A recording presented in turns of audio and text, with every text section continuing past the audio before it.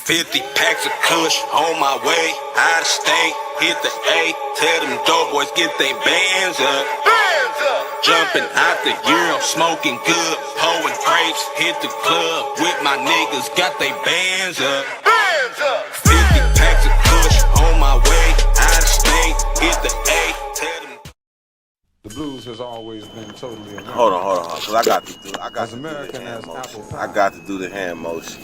As He American said, as the blues. "Don't as worry, American as apple I'm pie. gonna make it The question short is why? and sweet." Why should the blues I was be so like, at home "Oh here? shit, Well, he about to America beat my provided ass. I the better atmosphere. fight for my life." So next thing you know, the motherfucking doors came open. When the doors came, you could hear him. Like I said, you could hear him coming. Click, click, click, click, click, click, click. Man, and when his door opened, it was like, ding, ding, ding. Nigga, I swung with everything I had. I was throwing flurries. I was throwing everything I could. But he dipped. I ain't gonna lie. He dipped out of my flurry though, and caught me with a good one. Bing. I was like, but I was blacked out, so it stunned me.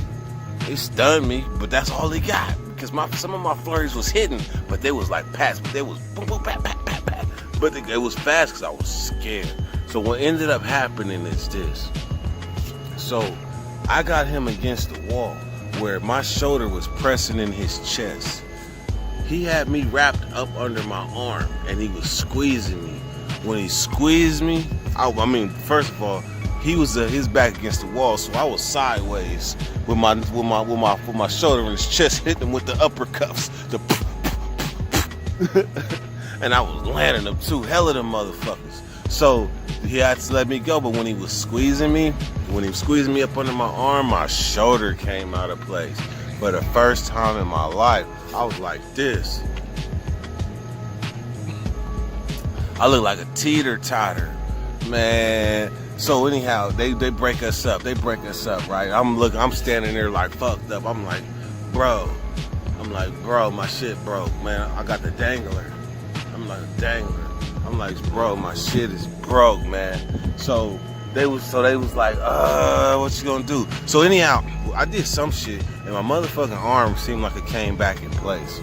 So while I'm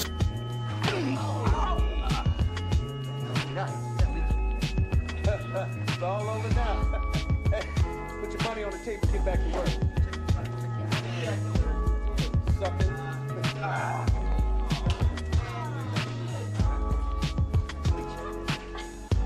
How the hell did you do that? Well, standing there waiting for my tier to open up so I can go get my shit. Man, this motherfucker come back with a tray, right? When he come back with a tray, this motherfucker try to dope feed me. Bing! But I had an afro, so it bounced off of my afro and got on him. So, all the while this whole shit is going on, I'm not understanding. How the fuck did it come from my partner coming into the unit to me trying to fight my partner to now I'm fighting this nigga and now I got a dislocated motherfucking shoulder. I ain't even done nothing wrong. I ain't even done nothing wrong. So anyhow, man, I get to the cell, my motherfucking shoulder fall out of place again. I was up there helpless. I was up there trying some lethal weapon ass shit, trying to get my shoulder to go back and. Does it hurt? Yeah, it does. But not as much as when I put it back in.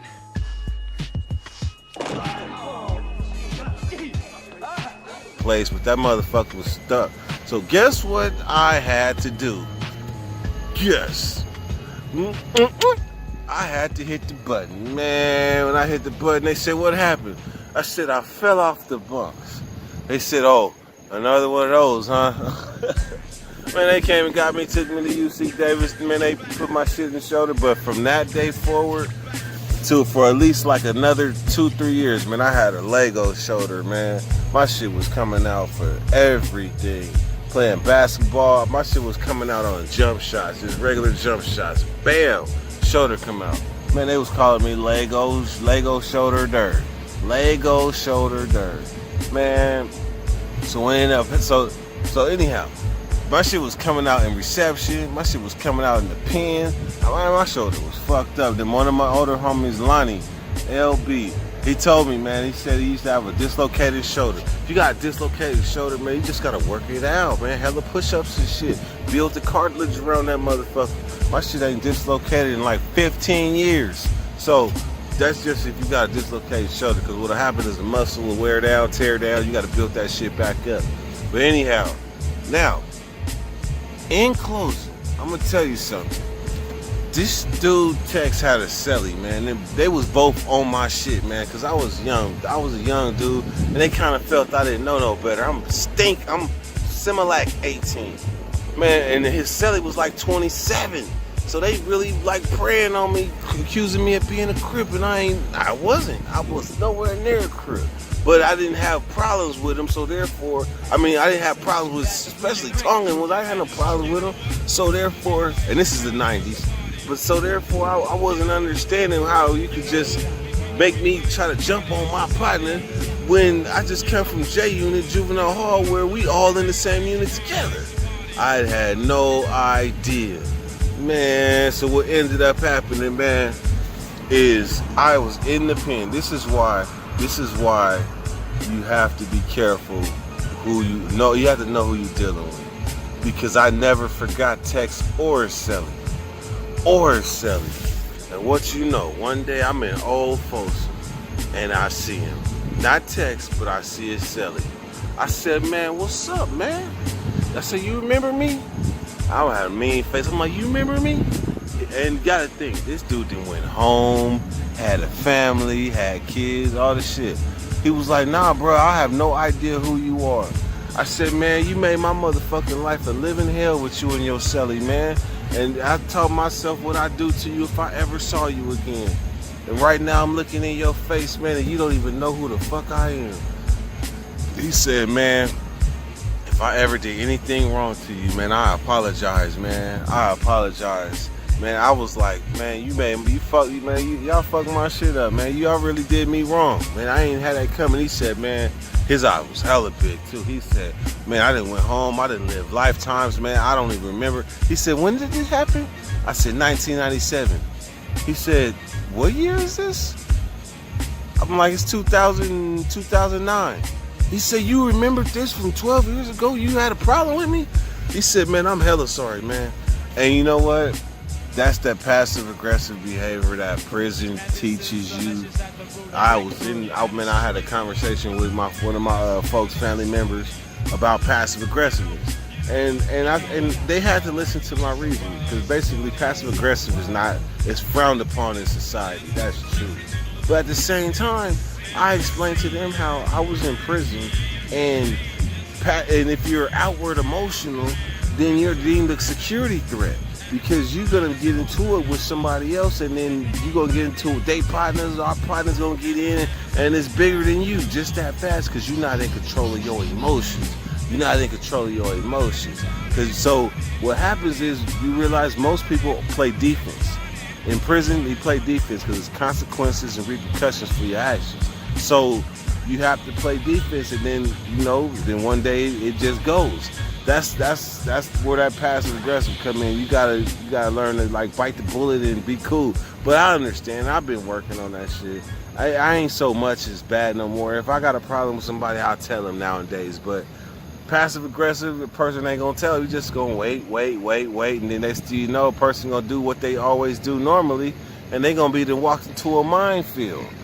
Yeah, I see why it's frowned upon, but hey, anyhow, dirty weather. I'm not gone. So anyhow, country, man, the lesson that I learned, man, is be careful who you offend. Be careful who you offend, because you never know. And I never forgot for 12 damn years. 97, 2000, 12 years, I didn't forget how they did me. 12 years. Anyhow, man, y'all see that I haven't been doing stories as much this past like week or so, because I've been dabbling with memes and all that. I gotta make time for it, but I've been dabbling with memes, man. But I'm getting good at this shit too. It's interesting. But anyhow, man, I lost 3 subscribers, by the way. I lost 3. I went from 367 to 34. So I lost 3 of y'all, man. I don't know who y'all is, but come back. Other than that, man, y'all have a good day. Shout outs. Scott. Shout out Sandman. Shout out Couch. And shout out Chi. Shout out TD 2900. Shout out Montana. Shout out AD. Shout out JP.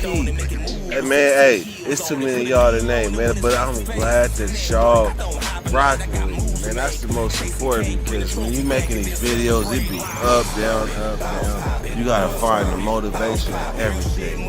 But y'all that keep on commenting, y'all keep me going. I don't care if this video get 50 views. I don't even care. I don't care, but I fuck with y'all. Y'all that fuck with me, I fuck with y'all. 130 ways. Stopping, I ain't fucking with if it don't turn to profit line. Blood's burning, bottles popping, blood's burning, bottles popping. Me losing is not an option. I'm going in, I'ma get it poppin'. I lost a couple of friends, some in the grave and some in the pen. Some of my friends turning to foes, and now we don't fuck with each other no more. I know some hoes realer than some of these niggas and getting more money as well. So when I roll, it's to the next, so none of you hating ass niggas can tell. Straight up, got a fetish for the best shit, blowing that OG Kush. Tryna take it to the next shit. All I do is push. I be riding in the back seat. Bad bitch, love the chauffeur. Talk sports, I'm an athlete. All I do is hit homers. Ray Charles, I don't see you. Transparent nigga see through.